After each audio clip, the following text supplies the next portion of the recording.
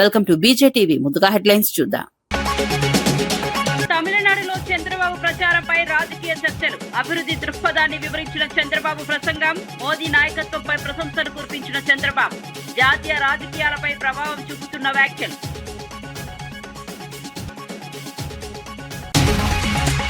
హరీష్ రావు బీజేపీలో చేరుతున్నారన్న వార్తలను ఖండించిన Sanjay. TRS BJP పొత్తు ప్రచారం అవాస్తవమన్న బండి సంజయ్. కాంగ్రెస్ మైండ్ గేమ్ ఆడుతోందన్న కేంద్ర మంత్రి ఆరోపణలు. బీజేపీ స్వతంత్రంగా రాజకీయాలు చేస్తుందని సంజయ్ స్పష్టం.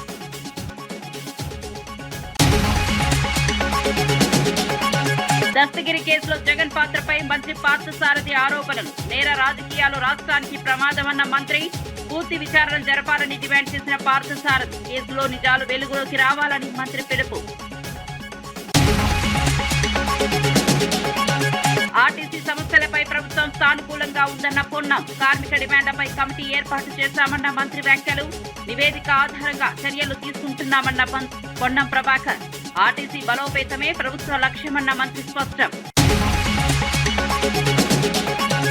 కేసీఆర్ ప్రసంగానికి భారీ ప్రజాదరణ అన్న హరీష్ రావు. రేవంత్ ప్రసంగానికి తక్కువ స్పందన వచ్చిందన్న వ్యాఖ్యలు. ప్రజల్లో కేసీఆర్ ప్రభావం కొనసాగుతుందన్న హరీష్ అభిప్రాయం. ప్రభుత్వంపై అసంతృప్తి పెరుగుతోందన్న హరీష్ రావు. కేసీఆర్ ప్రసంగానికి వచ్చిన ప్రజాదరణపై మాజీ మంత్రి హరీష్ రావు వ్యాఖ్యలు చేశారు. కేసీఆర్ మాట్లాడిన ప్రసంగాన్ని లక్షలాది మంది వీక్షించగా సీఎం రేవంత్ రెడ్డి ప్రసంగాన్ని తక్కువ మంది మాత్రమే చూశారని పేర్కొన్నారు. ఇది ప్రజల్లో ఎవరి ప్రభావం ఎక్కువగా ఉందో చూపుతుందని అన్నారు. కేసీఆర్ నాయకత్వానికి ఇంకా ప్రజల్లో విశ్వాసం ఉందని స్పష్టం చేశారు. ప్రస్తుత ప్రభుత్వంపై ప్రజల్లో అసంతృప్తి పెరుగుతోందని ఆరోపించారు. ఈ వ్యాఖ్యలతో రాజకీయ వాతావరణం మరింత వేడెక్కితే ప్రజా మద్దతు తమ వైపే ఉందని హరీష్ రావు ధీమా వ్యక్తం చేశారు. చూడడం జరిగింది. రేవంత్ రెడ్డి గారి ప్రసంగాన్ని కేవలం 4 లక్షల మంది మాత్రమే లైవ్లో చూసినారు. అంటే not even 10% of the viewership. KCR గారి వ్యూవర్షిప్లో 10% కూడా రేవంత్ రెడ్డి గారికి వ్యూవర్షిప్ లేదు. అంటే ప్రజలు కేసీఆర్ గారి పట్ల ఎంత గౌరవంగా ఉన్నారు, 2.5 ఏళ్లలో నీ స్థాయి ఎక్కడి నుంచి ఎక్కడికి పడిపోయిందో స్పష్టంగా అర్థమవుతుంది. దానికి ఇంకో లైవ్ కూడా చూపిస్తాను నేను. బీఆర్ఎస్ పార్టీ అఫీషియల్ వెబ్సైట్లో మా న్యూస్ ఛానల్లో 2000 మంది కేసీఆర్ గారిది 2K లైవ్ చూస్తూ ఉన్నారు నిన్న. అదేవిధంగా రేవంత్ రెడ్డి గారు చూస్తే ఇది కాంగ్రెస్ పార్టీ అఫీషియల్ వెబ్సైటు, 54 మంది చూస్తున్నారు. ఎక్కడ 54, ఎక్కడ 2000? అది 54, ఇది 2000.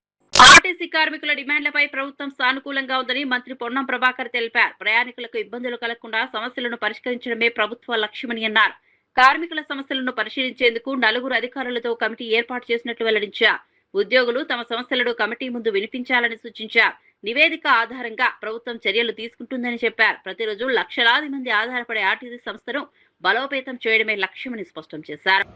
తాత్పర్యం జరగచ్చు. ఏది ఏమైనా ఇప్పుడు అధికారులతోటి అన్ని రకాల అంశాలను చర్చించడానికి 4 వారాల కాల వ్యవధితోటి కమిటీ ఏర్పాటు చేసినాం. నేను ఆర్టీసీ ప్రజలందరినీ కూడా మరి కమిటీకి వాళ్ళ యొక్క అంశాలను విన్నవిస్తే గౌరవ ఉప ముఖ్యమంత్రి గారు నేను ప్రభుత్వం తరఫున కూర్చొని అధికారుల దగ్గర నివేదిక తీసుకొని అదేవిధంగా అవసరమైన ఉద్యోగ ప్రజలందరితో కూడా కలిసి తప్పకుండా అన్ని సమస్యలు పరిష్కరిస్తాం. దాదాపు 65 లక్షల మంది ప్రయాణికులు రోజు, అందులో గ్రామీణ ప్రాంత పేద ప్రజలు రోజు ఉపాధి కోసం శ్రమపడేటువంటి వాళ్ళు ప్రయాణించేటువంటి ఈ బస్ ప్రయాణం పేదవాడి లైఫ్ లైన్. దాని ఉద్యోగులుగా మీరు, ప్రభుత్వంగా మనము కలిసి ఇబ్బంది లేకుండా చూసే బాధ్యత ఉంది.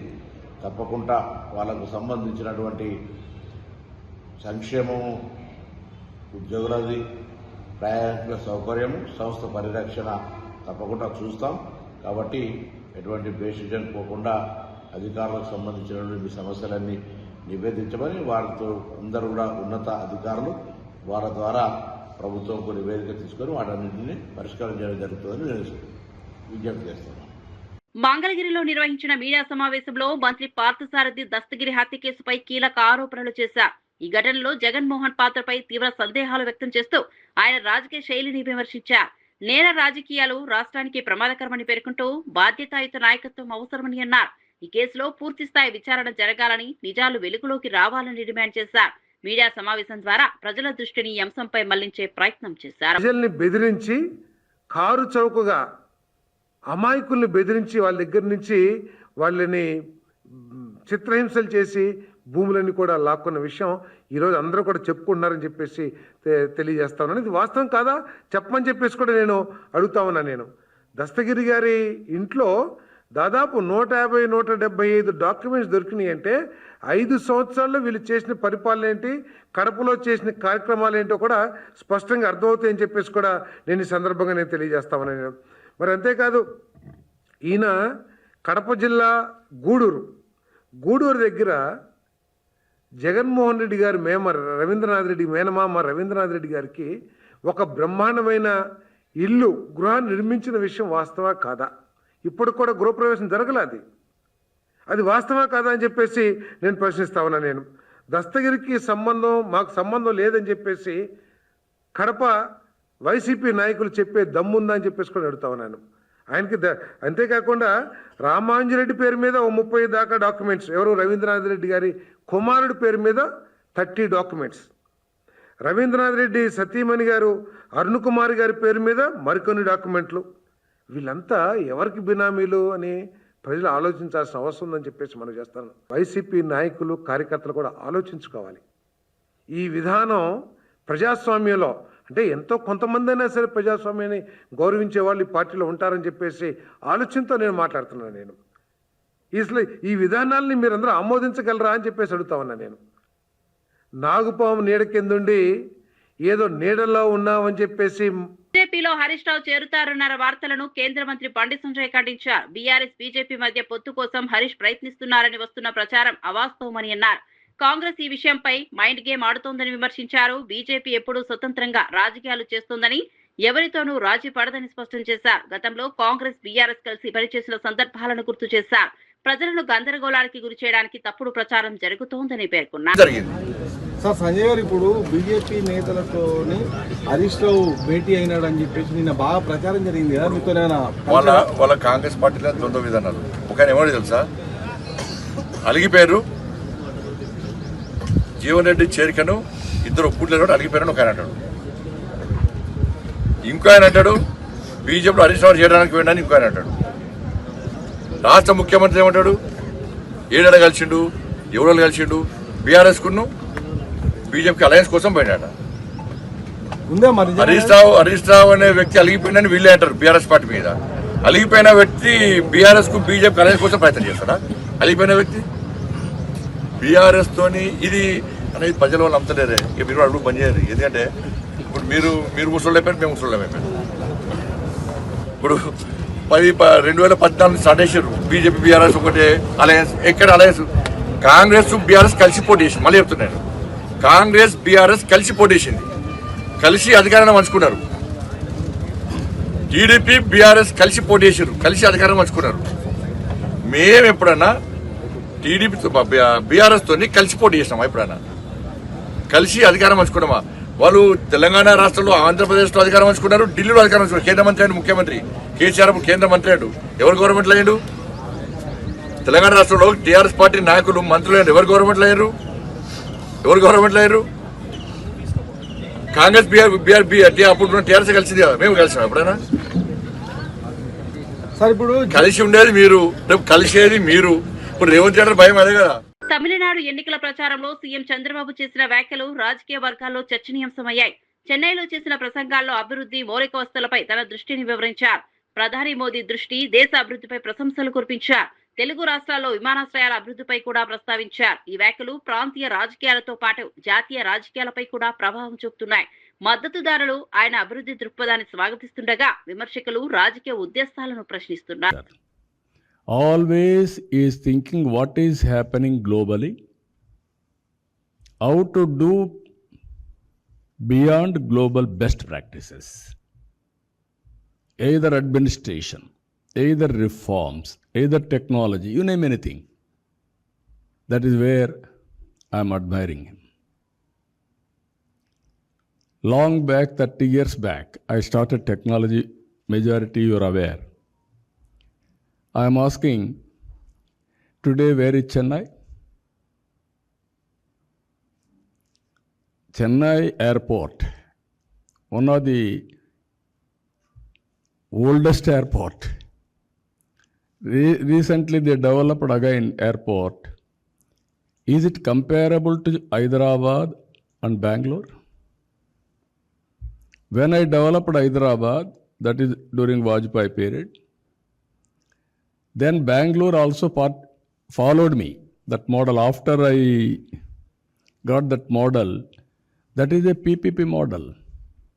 5,000 acres of land, one of the best airport. Then Karnataka followed that model. Now they improved further. One more terminal, one of the best in India, most experienced center. Now I am building one more airport better than both of these two. That is in Amaravati. Next version of airport. Where is Tamil Nadu? Why? That is where PM is encouraging people to move forward. Hydraa పేరుతో పేదల ఇళ్లను కూల్చివేస్తున్నారని మాజీ మంత్రి కొప్పుల ఈశ్వర్ తీవ్ర విమర్శలు చేశారు. అధికారంలోకి రావడానికి ఎన్నో హామీలు ఇచ్చిన ప్రభుత్వం వాటిని అమలు చేయడంలో విఫలమైందని అన్నారు. పేదల జీవితాలను దెబ్బతీసే చర్యలు తీసుకుంటూ ప్రజలను ఇబ్బందులకు గురి చేస్తున్నారని ఆరోపించారు. ఇళ్లను కోల్పోయిన కుటుంబాల బాధను ప్రభుత్వం గుర్తించడం లేదని పేర్కొన్నారు. పేదలపై అన్యాయం చేస్తే ప్రజల నుంచి తీవ్ర ప్రతిస్పందన వస్తుందని హెచ్చరించారు. అభివృద్ధి పేరుతో ప్రజలను నష్టపరచడం సరికాదని అన్నారు. ఉరిదీసేటువంటి అవకాశం ఉండదట.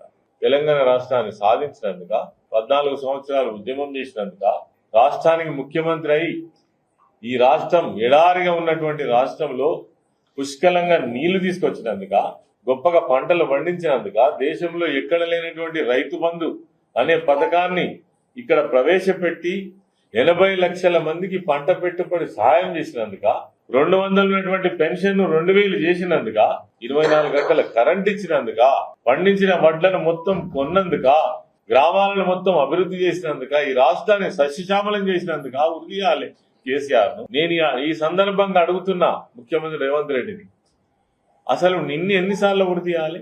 నువ్వు ఇచ్చిన వాగ్దానాలకు 2.5 సంవత్సరాలుగా వాటిని పట్టించుకోకుండా, పైగా గత ముఖ్యమంత్రిని, గత ప్రభుత్వాన్ని నిందించుకుంటూ నువ్వు కాలయాపన చేస్తూ ప్రజలను పిచ్చోళ్ళను చేసి ఆడిస్తున్నందుకు నిన్ను ఎన్నిసార్లు ఉరి తీయాలో ఒక్కసారి నువ్వు సమాధానం చెప్పాలి.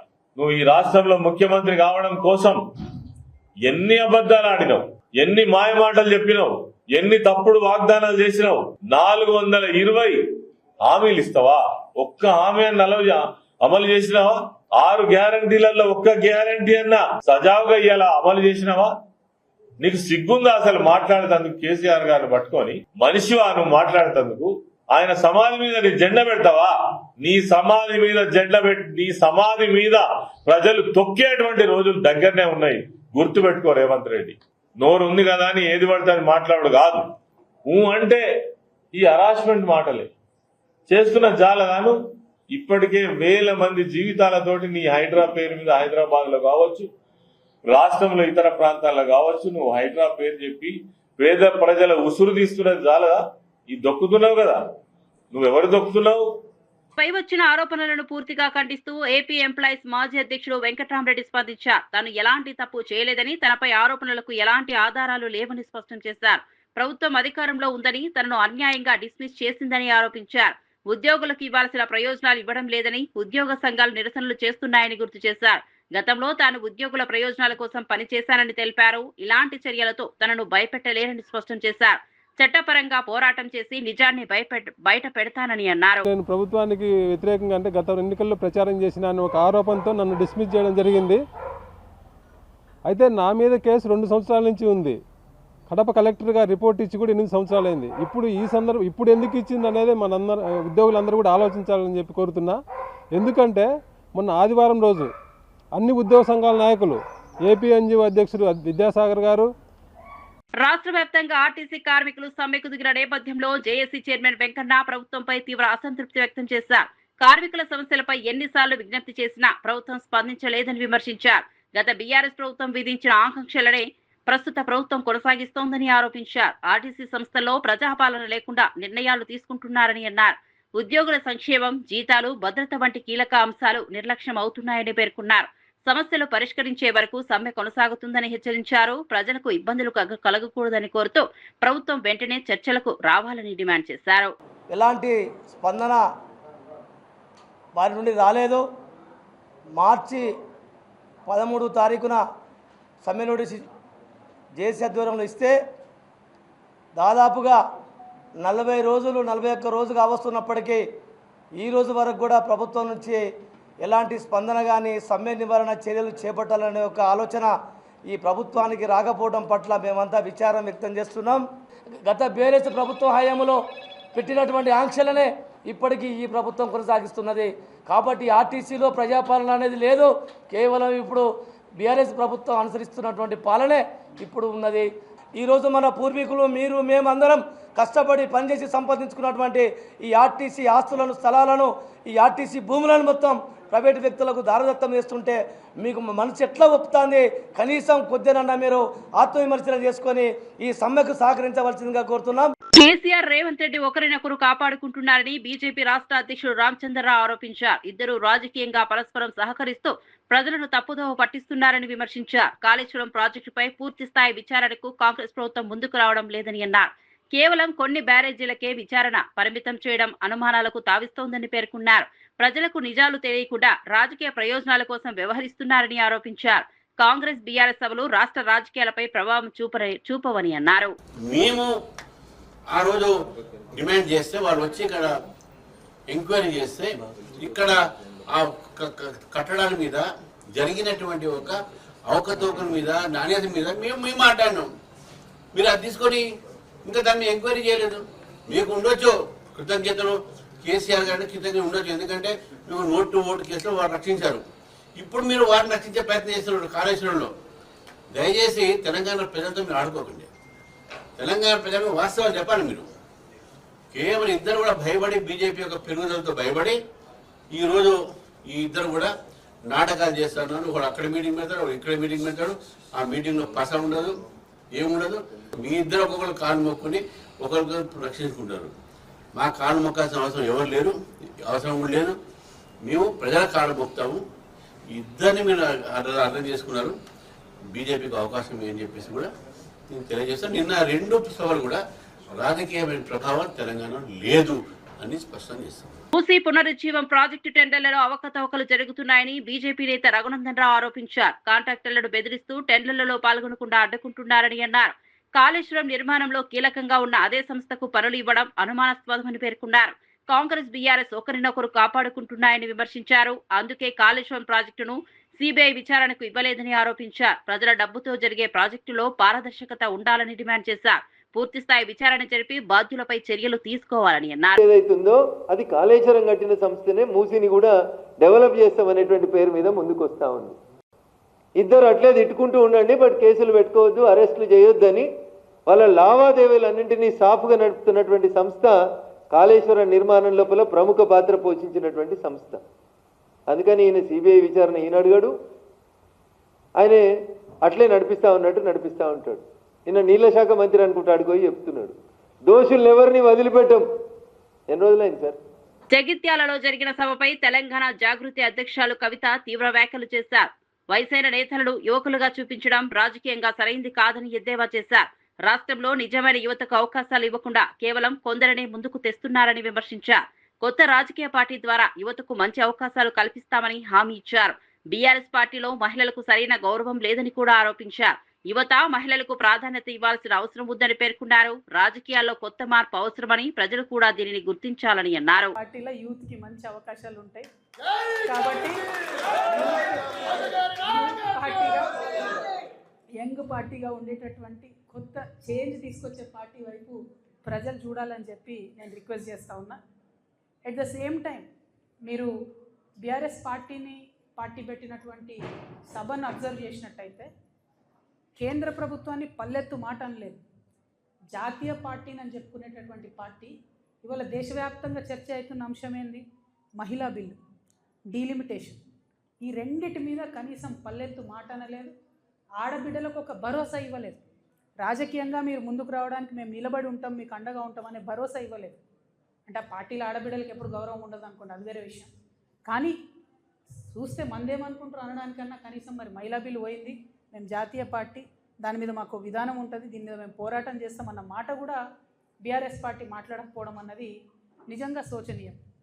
జగిత్యాల ఎమ్మెల్యే సంజయ్ కుమార్ వ్యాఖ్యలపై బీఆర్ఎస్ నాయకురాలు దావా వసంత తీవ్రంగా స్పందించారు. జీవన్ రెడ్డి చేరికపై సంజయ్ చేసిన వ్యాఖ్యలను తప్పుపట్టుతూ ఆయన రాజకీయ స్థితిపై ప్రశ్నలు లేవనెత్తారు. అసలు ఆయన ఏ పార్టీలో ఉన్నారో స్పష్టం చేయాలని డిమాండ్ చేశారు.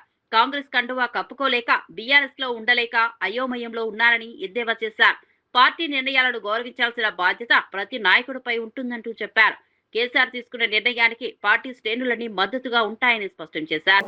ఈ మీడియా కీలక పాత్ర వహించినందుకు అందరి పక్షాన కూడా మీకు పేరు పేరున ప్రతి ఒక్కరికి కూడా హృదయపూర్వక ధన్యవాదాలు తెలియజేసుకుంటూ మరి ఆ కార్యక్రమానికి అధ్యక్షత వహించి జిల్లా పార్టీ అధ్యక్షులు విజయసాగరరావు గారు, మా పొప్పుడు ఈశ్వరన్న గారు, అదేవిధంగా మా చిల్మడ లక్ష్మీనరసింహారావు గారు, సుంకి రవిశంకర్ అన్న గారు, అది మా లోక బాపురెడ్డి గారు, అర్చరణ అన్న గారు, శ్రీకాంత్ అన్న గారు, అదేవిధంగా ఈ కార్యక్రమంలో పాల్గొన్నటువంటి కౌన్సిలర్స్, సర్పంచ్లు, ఇతర ప్రజాప్రతినిధులు, మరి జీవనన్న గారితో పాటు పార్టీలో చేరిన ప్రతి ఒక్కరికి కూడా కేసీఆర్ గారి నాయకత్వంలో పనిచేసే క్రమశిక్షణమైన కార్యకర్తలుగా అందరికీ కూడా మరొక్కసారి స్వాగతం, శుభాకాంక్షలు తెలియజేసుకుంటూ మరి పెద్ద ఎత్తున తరలి వచ్చిన ప్రజలందరికీ కూడా మీడియా ద్వారా కేసీఆర్ను చూడాలి, కేసీఆర్ మాటలు వినాలని ఇచ్చేసిన ప్రతి ఒక్కరికి కూడా మరొక్కసారి హృదయపూర్వక ధన్యవాదాలు తెలియజేసుకుంటూ ఏ స్థాయిలో అయినా కూడా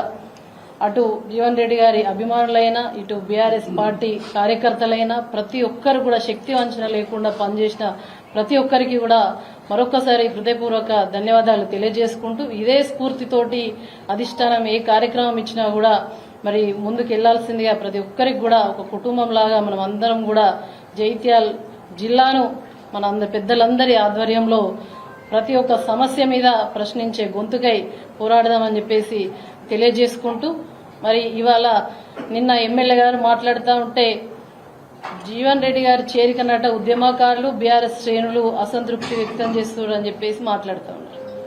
నేను ఇలా ఎమ్మెల్యేని అడుగుతా ఉన్నా, ఇలా జీవన్ రెడ్డి గారు బీఆర్ఎస్ పార్టీ ఇవాళ నిన్న కేసీఆర్ గారి సమక్షంలో కండువా కప్పుకున్నారు. జిల్లా పార్టీ ఆఫీసులో కండువా కప్పుకొని బాజాప్తాగా ఇలా ప్రెస్ మీట్ పెడుతున్నారు. అసలు నీదే పార్టీ నాయనా అని చెప్పేసి అడుగుతా ఉన్నాం. మొన్న ప్రెస్ మీట్ పెట్టినాం, నీ చుట్టుపక్కల అందరేమో కాంగ్రెస్ కండువాలు కప్పుకొని కూర్చున్నారు.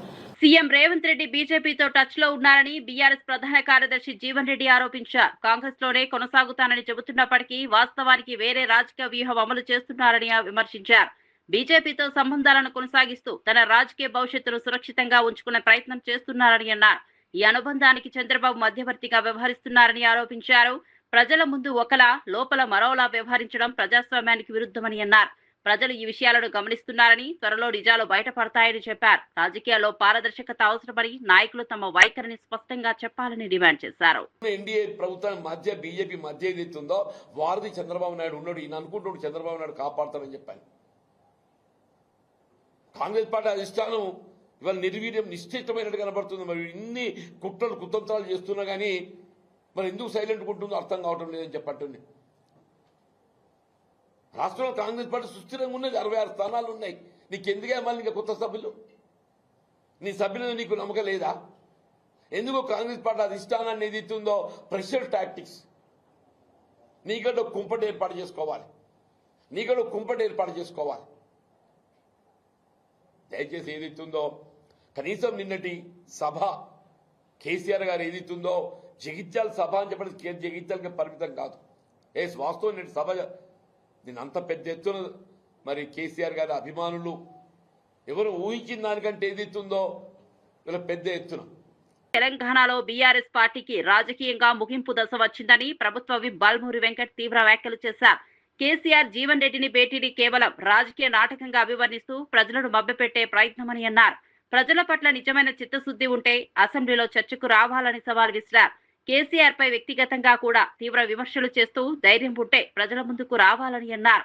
ప్రభుత్వ భూములను కాపాడుతున్న హైడ్రా వంటి సంస్థలపై విమర్శలు చేయడం వెనుక వ్యక్తిగత అసహనం ఉందని ఆరోపించారు.